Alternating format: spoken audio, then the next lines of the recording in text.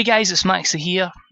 Welcome to what is a very special episode, the 1000th show booked in this particular save. Of course, not the 1000th video, nowhere close to that. I think we're probably between 150 and 200. There's been a lot, I'm just not sure how many because obviously countless pay-per-views, special events, and of course we had the 18 show run when we originally tried that method of G1.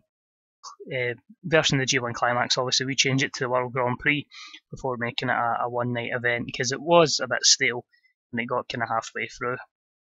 So yeah, it's been a hell of a ride. I mean, the save's been going since day one of the game's release.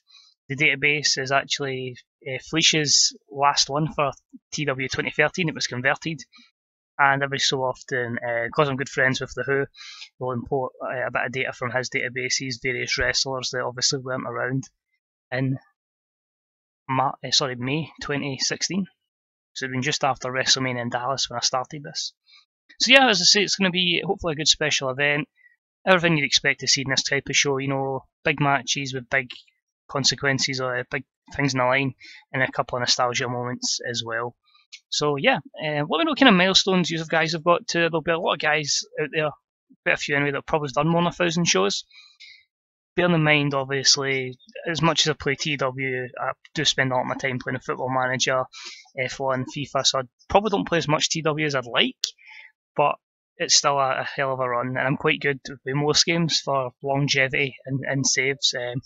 It's quite common knowledge that my FM saves are usually yearly. But yeah, as I say, let us know what kind of landmarks you've reached, if it's been 1,000, maybe 500. Let me know if you've done anything special for the shows. And yeah, any comments on the series, your own shows, wrestling in general, please let me know. Of course, as always, likes are deeply appreciated. If you don't like it, hit the dislike button. And of course, if you want to see more content, and this is maybe the first episode you've ever saw, hit that sub button for these videos to drop every Sunday. And of course, it wouldn't be without the good support of the guys on the Grey Dog Soccer forums, Fantasy Booker subreddit. What a great guys out there. Sometimes, you know, if I'm struggling for an idea, I'll see something that's done there and I kind of think, right, that's cool. I can't copy that exactly, but it gives me an idea that I can maybe twist into making something successful for myself. So cheers to all them, and as I say, thanks if you're new, thanks especially to people that have been here for a long time and that have came here over the journey when we were getting like 75 rated shows, and now we're disappointed if it's not 100, knocking it out of the park. So 1000th show special, we're on pay-per-view, we're at the MetLife Stadium, going all out. Bit disappointed, I think it's probably just the prestige of the event, why we didn't get more than 61,000. Obviously a Mania probably would get about 72, 73 I'd imagine. But regardless, we started in good spirits where John Cena's out, as I've said on the Armageddon pay-per-view, welcoming everybody to the show. And he's interrupted by The Rock. There's some back and forth, handshake and all that, and just basically The Rock saying, you know, you've still got it. There's still some ass whippings that John Cena can give out. Pretty good moment. And Cena's got a match later, so he goes back to prepare for that. Good A-Star 100 segment. Gets the show off to a strong start, but it's only the first of two big talk segments. As next up, we bring some legends out, but it's not just like your legends you'd get in WWE. It is the proper legends that mostly have had a match here. I don't think Mick Foley's had one under me.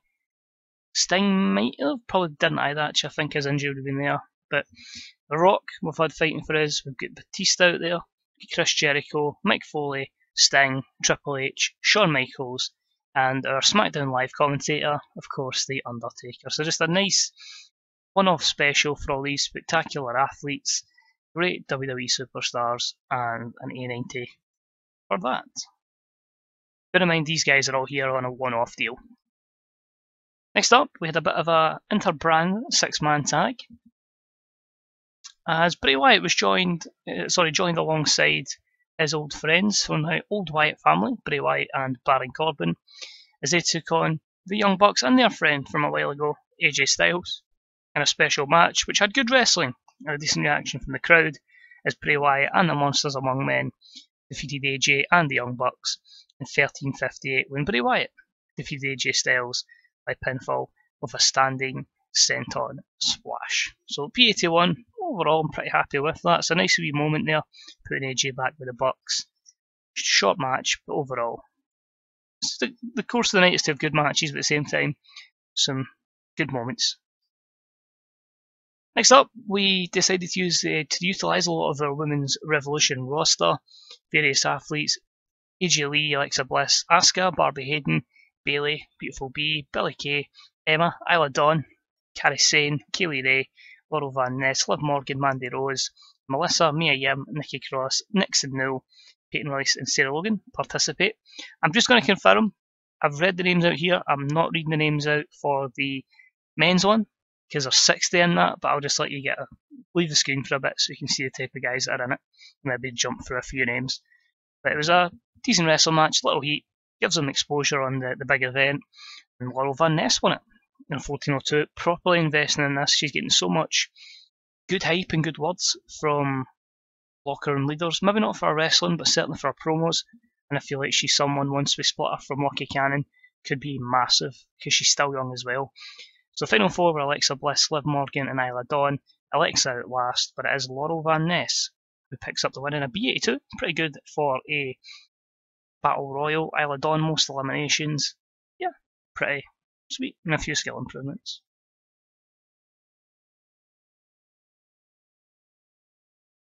Next up, another women's match. We have Toni Storm cutting a promo on the talented Rhea Ripley. This is going to be for the Women's Television Championship. It's a B plus 87. Now these two were friends, but they were a bit. Rhea was getting a bit frustrated. They kept losing to the Riot Squad. They only lived once, and then eventually just gave up and just turned on her opponent. Probably because she was failing in tag success, but then has a big win as a singles competitor.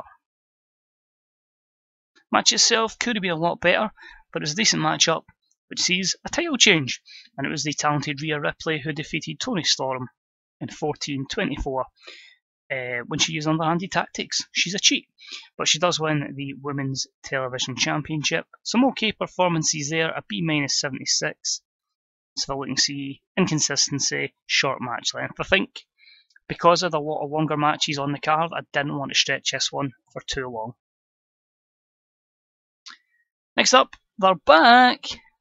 American Alpha taking on Marty Scurll and Will Ospreay. The feud between members of the Magnificent Seven, and of course some tag teams were brought together. But it was a decent matchup that saw American Alpha defeat Marty Scurll and Will Ospreay in 11:46 when Chad Gable defeated Will Ospreay following an interference distraction from Kurt Angle. Now, the initial plan, until I realised I hadn't put Kurt Angle to a different type of contract, was going to be Scurll, Ospreay and Volta against Angle and American Alpha, but we just made it where Walter on one side, Kurt Angle is the equaliser on the other side, and American Alpha pick up an excellent win. B-76. Well, Ospreay for some reason didn't want to be pinned by Chad Gable, so we did have to make him look strong, made it storytelling, makes it B-76. But again, it just shows, first couple episodes, this was a main event rating, and now it's like a mediocre rating for our upper mid-card. So get ready, there's a lot of names going to pop up here. So basically it was a 60-man rumble, or battle royal, but poor match. Samoa Joe defeats them all in 23-32. Other members of the Final Four, Switchblade Jay White, Rusev and Tetsuya Naito. Naito was the final elimination and also got the most eliminations, so he was kept strong. A lot of debuts there. I'm just going to get through who we brought back. So Alexander Wolf was back, Mason Ryan, Chris Masters, D'Lo Brown, Dustin Rhodes Goldust, Brodus Clay, Kenny Dykstra. We had Mike Knox or Mike Hettinger, Ray LaPan, otherwise known as Adam Rose. We had Ryan O'Reilly back, otherwise known as Connor. Kevin Thorne was back, Shad Gaspard, and Shannon Moore and Titus O'Neil. So people you've not seen the save either ever or from a long time ago, but a lot of big names in there as well. Alistair Black, Apollo Crews was in there, Big E, Bo Dallas, Jericho, Dolph Ziggler, Drew McIntyre, James Ellsworth, the Usos were both in there. Stacked. And it gives you an idea of who's not in other matches tonight. But yeah, good to see a lot of skill improvements as well. A nice moment there for a 60-man Battle Royal. We then moved on to just a nice wee showcase of some tag teams from both Raw and SmackDown, and it was a decent matchup that saw Gran Metalik and Lince Dorado defeat the Revival, the Coffee Brothers, and Elias and Aiden English in 13:59, when Lince Dorado defeated Aiden English with a shooting star press, continuing the meteoric rise of the Luchadors Dorado and Metalik as a tag team.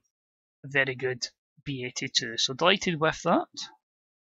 And of course, there's still more tag team action as the night goes on. But then had Brock Lesnar come down. Now, he was going to win the Battle Royal, but I just decided when they said they felt that was too dangerous for him because he's declining physical ability. I felt the best idea was just basically, let's have a segment where he thinks he's going to be tough and just make a mockery of everything. And then we'll have an upstart come in and basically show him who's boss. So Apollo Crews was that guy, the NXT champion, someone we are going to push again in the future, the former IC champion, and he shows Brock Lesnar the door effectively, so a B plus 88. Not bad. Next up, we had a good match determining a future #1 contender for the WWE Championship. The good match saw Tommaso Ciampa pick up the win and defeat The Miz, Daniel Bryan, Andrade Cien Almas, and John Cena, when Ciampa defeated Bryan with Project Ciampa. So Cena was a weak link, 68 performance, so he's really struggling with these longer matches, but he's got the overness to do it.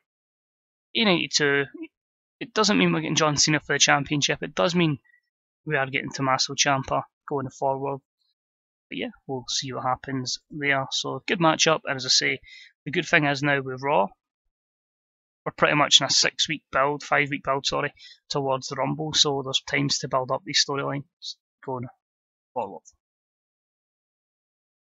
Next up, we've got My Generation doing a promo, so Paul Heyman alongside Pete Dunne and Noam Dar cut a promo on the champions Ambrose and Rollins, A-Star 100.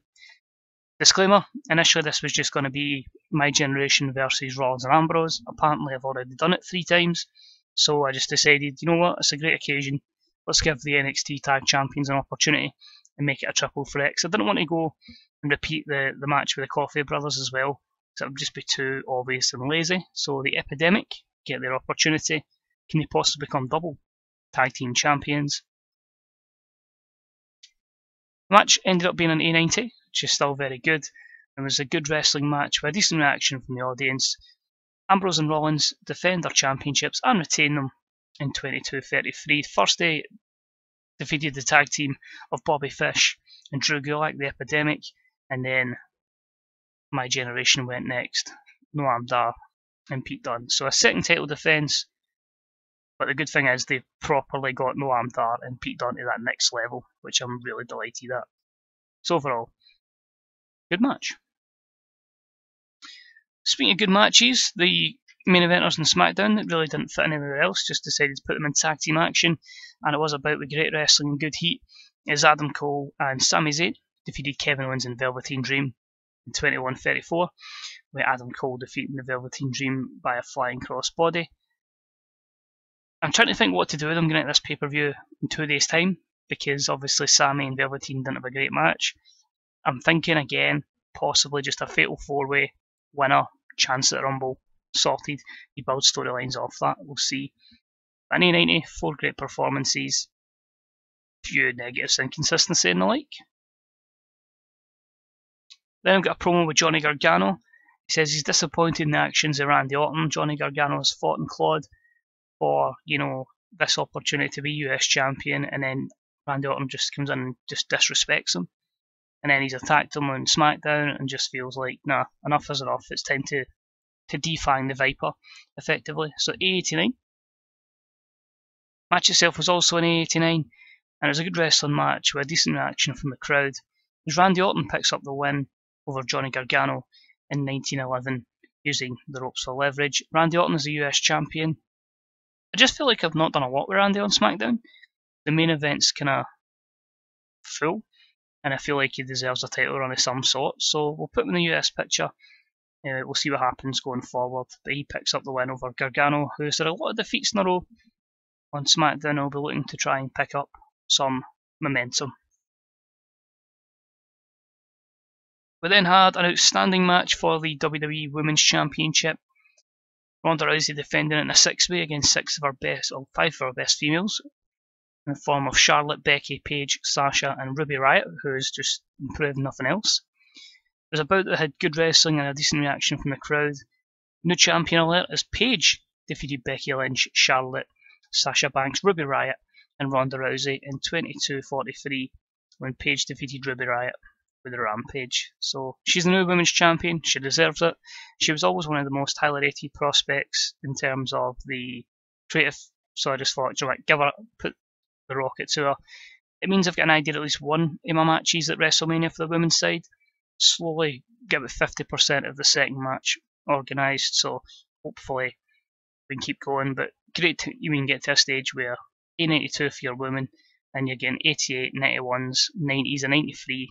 The ratings are just outstanding in two storylines. Continue with that, so that's good to see. I'm actually, a small part of me wants to scrap Women's Revolution and bring them to either Raw or SmackDown, just on the basis so they get more exposure on pay-per-views, because obviously I do mostly Raw and SmackDown, but we are going to try and bring some women's pay-per-views more often rather than just Evolution. So hopefully we can just stick with that women's show. After it, despite obviously not winning, Charlotte doesn't have any sour grapes or any bitterness. She decides to just celebrate with her friend. So that's an A90 for that nice wee feel-good moment you would get on this kind of show. And then we had the WWE Championship in the line, and it was a superb matchup as Okada defeated Marcel Barthel in 26:18 with a German suplex. He makes his third defence, so Magnificent Seven don't win the WWE Championship in this instance. They are not able to take a double championship with Marcel Barthel, but a very, very good A90. Two good 94 performances there. Something I'm fairly delighted with. A few negatives. Inconsistency. After the matchup, like every other one of Okada's previous opponents or challengers, they just decide to attack him post-match. I just feel that's a good way. It's just like you've got a continual target in your back. You're the champion. So Samoa Joe's come out and put you in submissions. Barthel comes out, weathers him with a belt, and this time Ciampa just decides, I'm going to attack you. I'm going to be the guy that just gets inside your head. But just going to announce it straight away. Royal Rumble, we will see Okada versus Ciampa for the WWE Championship. So a long couple of weeks till we get that video, but yeah, that's going to happen. So building up to our main event, World Heavyweight Championship in the line. Fergal Devitt says, very frustrated that Ricochet is getting this opportunity. He gets a couple of lucky wins, rolling him up for the victory on SmackDown in the tag team match, and it's not going to happen again. He's going to walk out into 2022 as the WWE World Heavyweight Champion. So that's an A89. The match could have been a lot better. I'm actually quite disappointed at that. But a superb matchup, proper feel-good moment on our show. Ricochet defeats Fergal Devitt in 31:03 with a double moonsault, meaning your new World Heavyweight Champion, the one and only King Ricochet. That B plus 88. An 88 performance to 94. And let's have a look and see why it struggled. Both men inconsistent. Announced work of Corey Graves. And yeah, nothing else I could really do to make that any better. Ricochet celebrates in the ring after it. Crowd go wild. And that's an A92. How will we do overall?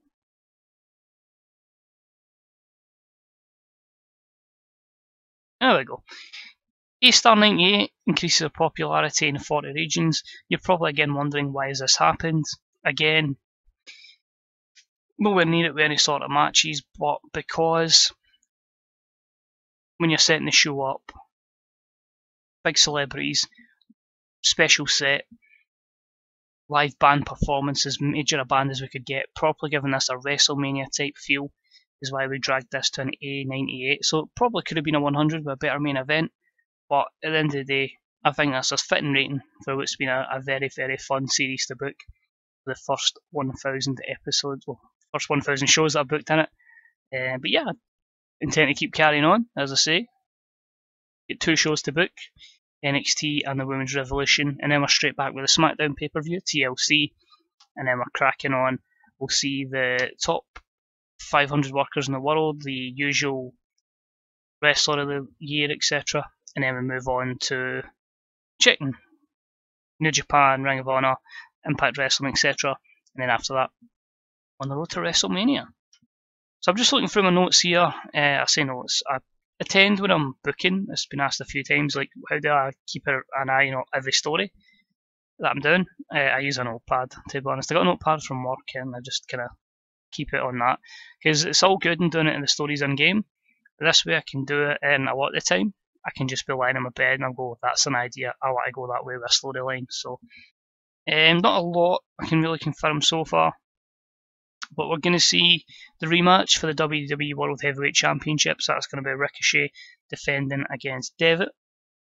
We are also going to see TLC match for the WWE Tag Team Championships. That's going to be Baron Corbin and Braun Strowman, the Monsters Among Men, defending against the Young Bucks and defending against the Luchadors, Lince Dorado and Gran Metalik.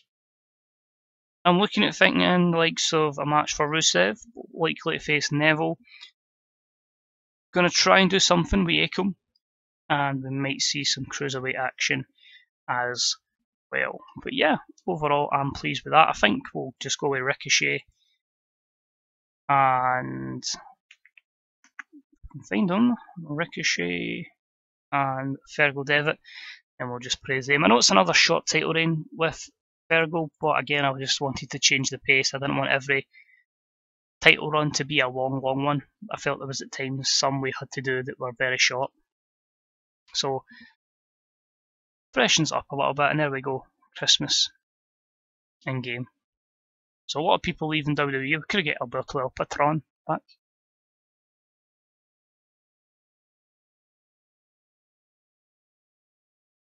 Just checking his contract, 18 months. Nah, I'm not going to consider that. The reason why we offered Carl Anderson a 2-year deal and New Japan offered him a 4, and then being 41, I just felt there's no point at all.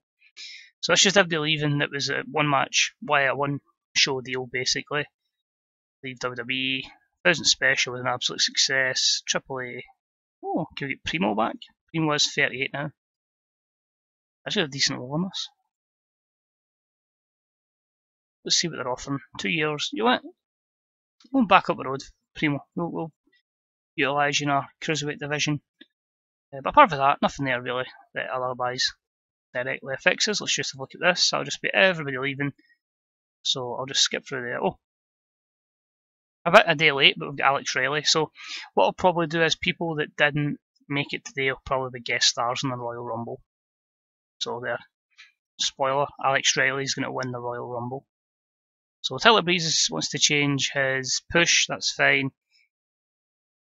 Paige likes what Beautiful Bee is doing in the ring, that's good, we'll keep an eye on her. AJ doesn't like his booking. Either does Eddie Edwards or Sarah Logan. So you can tell who I am jobbing out at the moment. The 1000 show special got a 3.64, so not the greatest, but again that's probably down to the prestige of the event. 19,000 due to the bloated roster. Pete Dunne, that's alright, he's leaving Pete. Will Ospreay, well that's quite ironic. Will Ospreay says that Titus O'Neil can't work the WWE style, and it's usually the other way where you say Will Ospreay can't work the WWE style, but one of those things. John Cena says get rid of Isla Dawn, she'd be one of our best workers on the Women's Revolution show, so I'm not going to value your opinion here, John. Bo Dallas is unhappy. Carl Anderson thinks that Sarah Logan's too small. I think he's trying to take her to Japan with him, even though they don't hire any Joshi wrestlers or female wrestlers over there. Mark Coffey likes what Nixon Newell's doing, as does Becky Lynch. I probably should end up changing her to Tegan Knox at one point. And Isla Dawn's too small, says Bo Dallas. Okay. Even with a push, I know I could do it just now, but I'm just going to wait to Tyler Breeze just actually lets me know again, because it's Tyler. If he's unhappy, I'll just release him. But overall, quite a few people didn't make the show, so that's just either down to me forgetting or just not fitting them in, aka Scott Steiner.